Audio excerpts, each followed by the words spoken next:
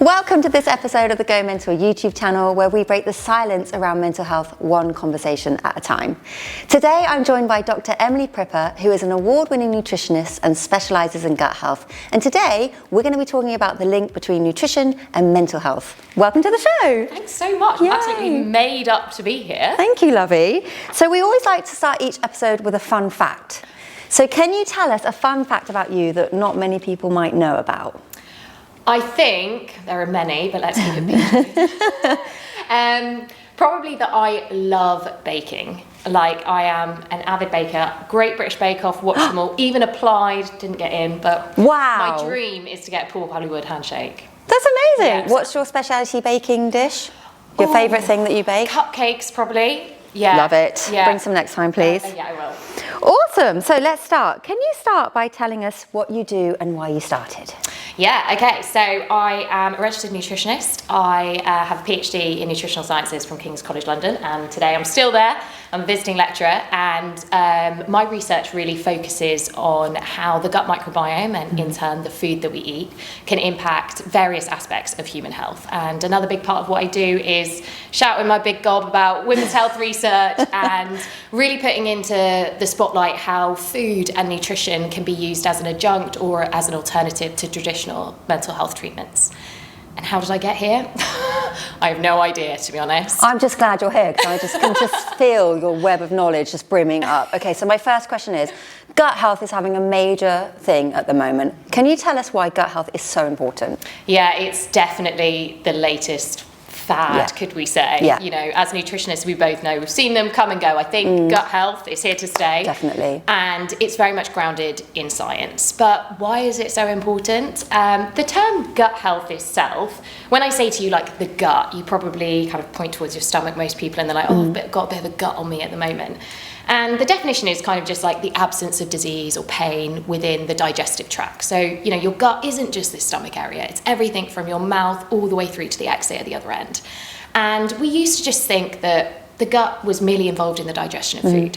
But in the last 10 years, we've been able to start studying who are living in our gut. So what we call our gut microbiome. And the gut microbiome refers to this community of microbes, things like bacteria, yeast, viruses, fungi. They're teeny tiny, you know, you can't see them with the naked eye, but they are having an incredible impact on our everything of our health. So not just digestion, you know, it's because they're really chatty little things. They're chatting to our immune system, our brain, our skin. They impact how well we sleep. There isn't almost any sort of organ or system in the body that isn't impacted now by these bacteria. And it's funny because I think bacteria, often people get a bit like, oh, that's what makes you poorly. But actually, these guys could hold the key to unlock so many of the health concerns that we experience today. And for me, it's kind of funny that gut health and the gut microbiome is a bit of a craze right now, because, you know, when we look at the evolution of humans, we evolved on a microbial planet. Yes. So, you know, these microbes were here long before us. There was never a time as humans that we existed without them. And only now are we going like, hold on a minute, maybe they're actually doing something for it's our like health. they're like the main stage. We're just like hosting them. Completely. I think I heard Emily Leeming, and I know she's coming on the podcast as well. She talks about how, like, if aliens came down from Earth, they would see us as like a hybrid species. They're not just like humans. You know, some of the research shows that, you know, you could argue that we are more bacteria than we are humans. Totally. We have more bacterial genes than we do human genes. So, yeah, it's incredibly important. I agree. And I feel like we're just at the tip of the iceberg. I'm glad that it's making a lot of noise, but I think you're right, it is here to stay, but this is just the beginning. Definitely. In terms of the research, you know, I love that phrase, like, we are at the tip of the iceberg, because what you would think is out there, and particularly on social media, you know, gut talk is very much a thing right now. But actually, there was a study that came out last year that showed only 2% of nutrition and health information online, and particularly on TikTok, is accurate.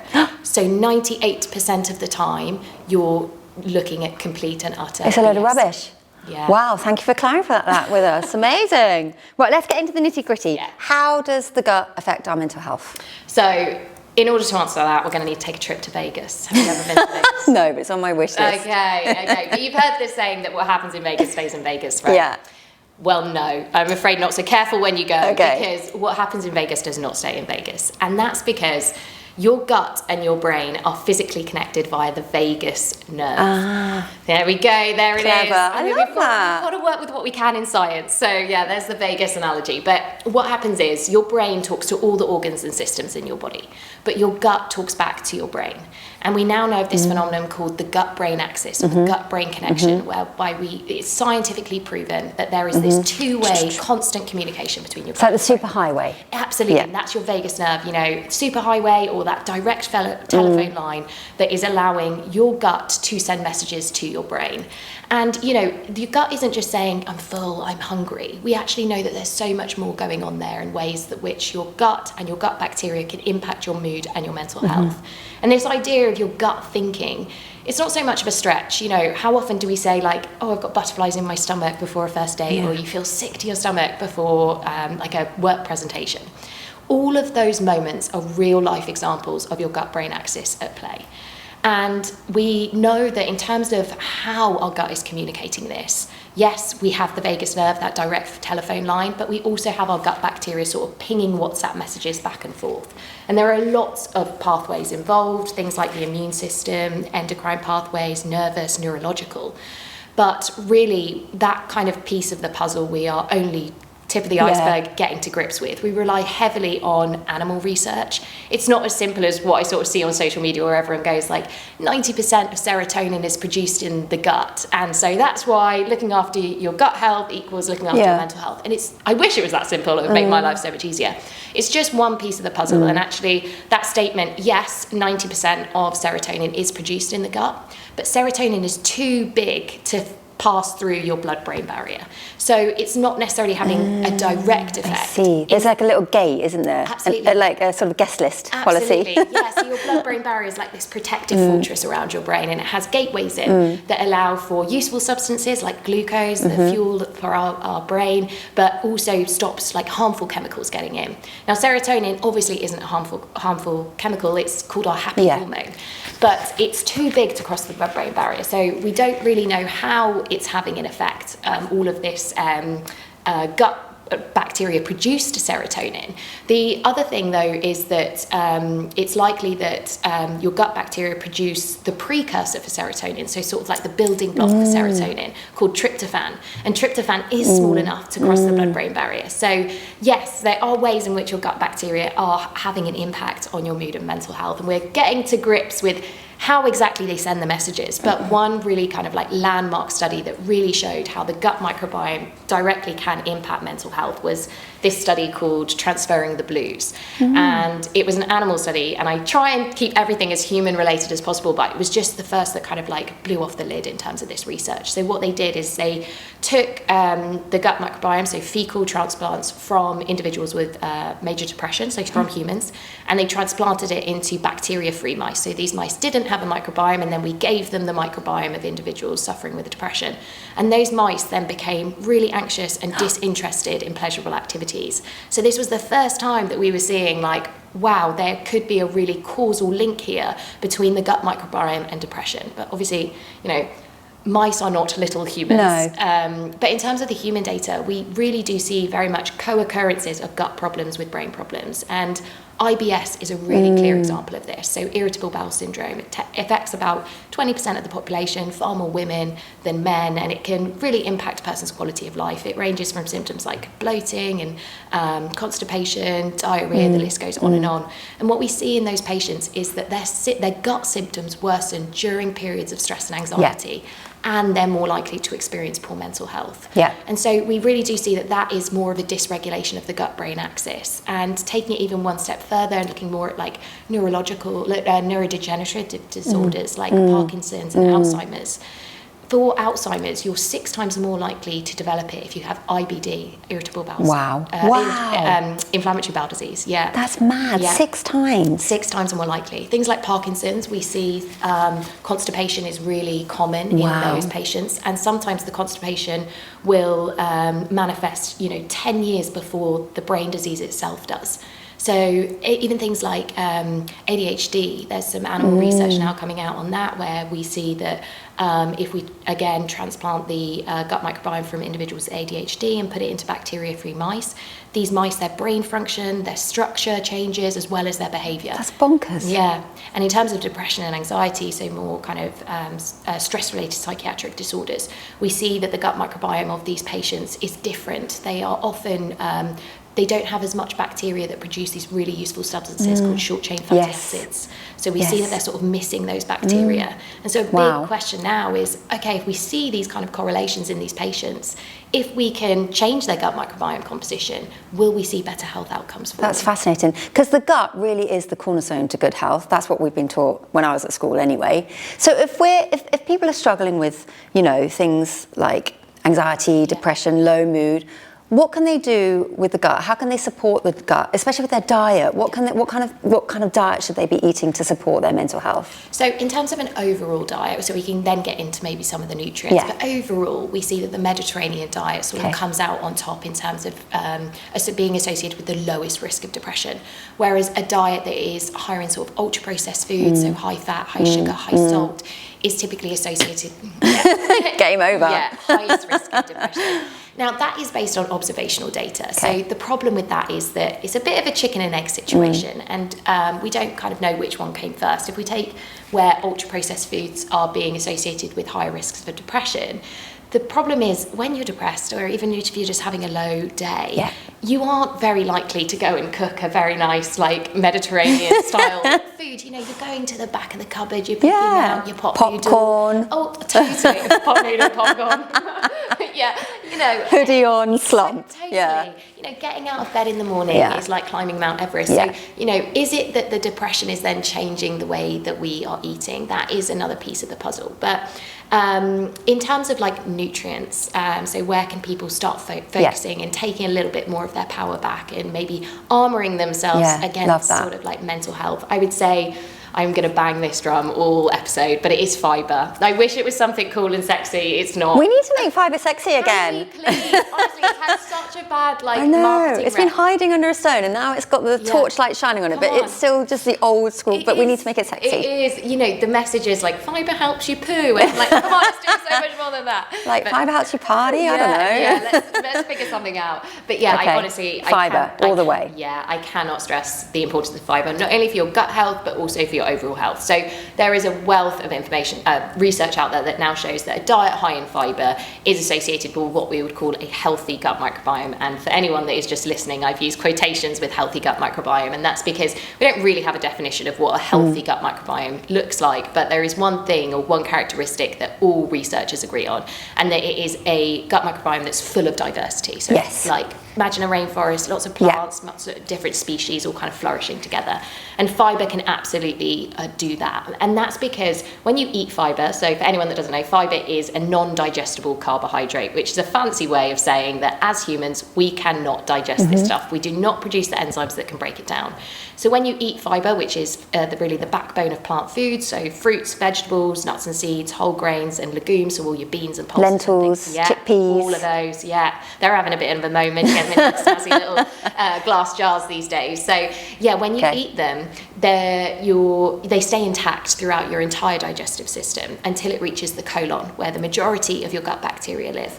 And your gut bacteria go to town. It's like fibre is their favourite food. They're able to break it down in this process called fermentation. And when they do that, they then produce these really useful substances called short-chain fatty acids. And these are like the sort of superstars in the gut. They fuel the cells, don't they? Yes, absolutely. So they provide energy for your gut cells, but also not only do they really help your kind of like gut health, but they can also be absorbed into the bloodstream. And they can short-chain fatty acids have really powerful anti-inflammatory effects. Wow. Yeah. Amazing. So one of the ways is we see, at least from kind of preliminary research, that some of them can cross that blood-brain barrier and then have sort of an effect on neuroinflammation in the brain as well. Love that. So how much fibre are we talking? 30 grams. Do you think that's enough? Do you think, because sometimes nutritionists like 5 vegetables is not enough, you have to have more. What are you, like personally, do you think that's enough? 30 grams, it does seem to be a good starting point, particularly as most of us are eating around 18 grams of fibre a day. Wow. But if we are led to believe some sort of like literature from the past, we see that our ancestors were clocking up like 100 grams of the stuff. So we're on the lower end for sure. A little bit deficient. Yes. But when we look at kind of research and overall, we do see that just generally a higher fibre diet is protective against a whole host of diseases. Like, honestly, there is not a single drug on the planet that can do what fibre can do. So there was a really landmark study that put together like over 250 studies, and it showed that people who ate a high fibre diet, so fruits, vegetables, whole grains and things, they had a significantly reduced risk of dying from things like heart disease and cancer. And it showed that even more fibre, the better. So just 8 grams more a day, which is like the equivalent of half a can of chickpeas, significantly reduces your risk of type 2 diabetes, colon cancer, even death from all causes. That's mad. And another similar study showed that 5 grams more a day, so we're talking 2 pieces of fruit and veg, can significantly reduce your risk of depression as well. That's so good. So fibre is the answer no matter what the question. Fibre is the answer. What other nutrients should we be taking or eating to support our mental health? If people are really struggling, what are the key other things? I'd say to go kind of from the gut microbiome perspective and where the research is going, polyphenols are kind of having a moment as well. So polyphenols are bioactives found in plants, fruits and vegetables specifically, and they give fruits and veggies their colours. And they, again, have these very anti-inflammatory effects, whereby then they can allow for more nutrient-rich and oxygenated blood to get to your brain. So in terms of the research, we're seeing that, well, there's one study that just showed that 2 cups of strawberries a day can improve things like your memory and even like your thinking processes, making faster decisions and these kind of things, all from strawberries. We've got 2 punnets over here. Bring them over. What are you doing over there? Yeah, so I think polyphenols are definitely one to watch, particularly when it kind of comes to memory. And Love that. Zinc as well, really important in brain health, as well as omega-3 fatty acids. But I think when it comes to the gut microbiome and when we look at this kind of research, psychobiotics are having a bit of a moment. So psychobiotics refers to where we are using probiotics or prebiotics and looking at their effect on mental health. So for anyone that doesn't know, probiotics are like taking the good bacteria themselves. So rather than just feeding your already existing bacteria down there with things like fiber and polyphenols, exactly. Your aim is that you're taking good live bacteria. Prebiotics are more like the substrate, so again, the food for your already existing bacteria. And in terms of like mental health treatment, there was a meta-analysis. So again, when we pull all of the research together, and it showed that probiotics, particularly the strains Lactobacillus and Bifidobacteria, can help alleviate depressive symptoms, but only when they are used alongside traditional medications. So they don't seem to have an effect if you come off your medication or kind of on their own. They seem to be really helpful when you are on medication to kind of help. So only alongside they have those effects. Yeah. So if you're taking an SSRI, yes, they're only effective. So they kind of like work together almost. Yeah, we're still trying to kind of piece all of that together. But it might just also be that they're kind of like, they're helping with the scaffolding whilst you build the house. Interesting. I heard that Lactobacillus rhamnosus helps to produce GABA, the calming neurotransmitter. Yes. I don't know if you're familiar with that kind of research. Definitely. So in terms of kind of the neurotransmitters and the neurological sort of pathways involved in the gut-brain axis, we are still kind of piecing it together. So yeah, GABA could definitely still be one, but it's that tip of the iceberg thing, we're still kind of figuring it out. But so psychobiotics as well. So we've got fibre, polyphenols, psychobiotics. Should we take probiotics? What are your thoughts on taking them? The way I like to describe this when I speak to anyone is when it comes to the gut microbiome and trying to change your gut microbiome and support your gut-brain connection, the science is really complicated, but actually looking after it doesn't have to be. And the way I talk about probiotics and prebiotics and sort of any supplement is that I think they are the nice goal scorers, right? So you might want to take a probiotic, say, let's take it back a step. Say your gut microbiome is like a football team, okay? And you're doing okay, but you're not really like taking home the wins every time.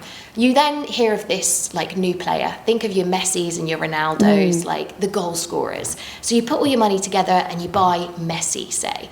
That's you going out, forking out for your probiotic. What you would expect to happen is that Messi comes into the side, he's able to mesh really well and communicate with the team and score goal after goal, aka hello health benefit from you taking that probiotic. But the problem is sometimes a new player comes into the side and they just don't mesh well. They might not see the ball in the first place to be able to stick it in the back of the net. And that's the case with probiotics. Sometimes you might take one for your team and it just won't work. Whereas for my team, it might work really well and it might be that kind of missing piece. But as well, you can buy all of the goal scorers that you want. Unless you have a strong back four though, Rosie. Like I'm talking the strong back four of diet, whole nutrient-dense food. With the fibre and exactly. Exercise, your gut microbes love you to move, sleep and stress management. Unless you have those, you are going to concede every single time. That's so interesting. So it's just it's a bit hit and miss, essentially. Hit and miss, but also I think like when you are thinking about, okay, how do I start? Where do I start from? Start with your defense. Start from there. They are your basics. They sound simple, but I think they're not easy. They require time and effort and these kind of things. And that's when someone is struggling with their mental health. That can be just the most difficult thing to start managing. And I even think, even for us when we are feeling a little bit more stressed, those strong back four, they're the first ones to go. We are looking for the silver bullet, for the goal scorers and those kind of things. And I think they can be helpful, but they are never going to be a silver bullet. Unless you address the core four. Because otherwise it's like adding fuel to the fire. If that fire is burning, you keep feeding it, it's just going to carry on despite how many probiotics you put in. 100%. Can you share with us how stress affects the gut? Yeah. Oh, stress. Where would we be without it? But genuinely, stress, it does get a bad rep, and it should. We are all overstressed, aren't we? But it is so vital for us as humans. It's not about flatlining. We need just enough of it, and life is engaging, it's fulfilling, it's what gives us the motivation to get out of bed in the morning. But what happens is when we have chronic stress, so really high levels of it, we're constantly in this fight and flight system, and that means that our stress hormones are pumping through our veins, and cortisol particularly.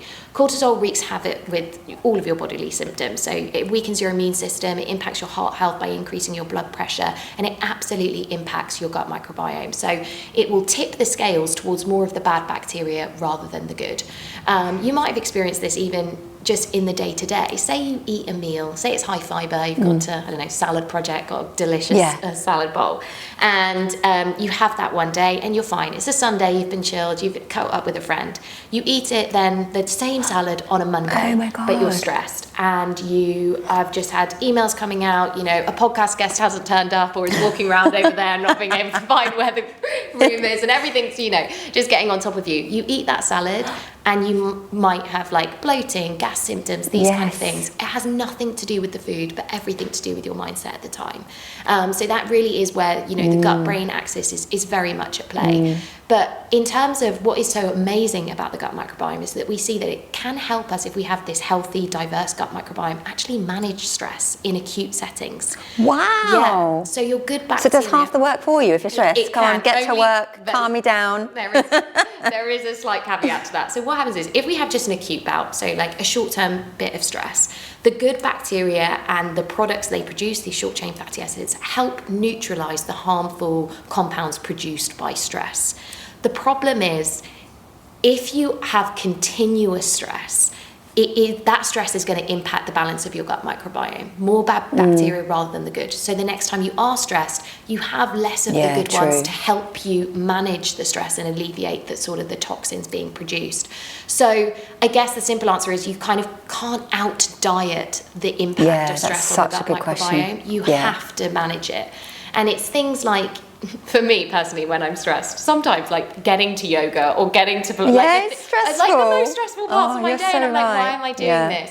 But I think that what I love about the gut microbiome is everyone always thinks diet, but it's this really nice intersection where Western medicine, I think, is meeting more Eastern practices, this breath work, meditation, yoga, and how that is coming into the conversation here, which I think is amazing. Totally. You know, as practitioners and medics particularly, you know, you learn very quickly to specialise, and people, you know, focus on their organ and system.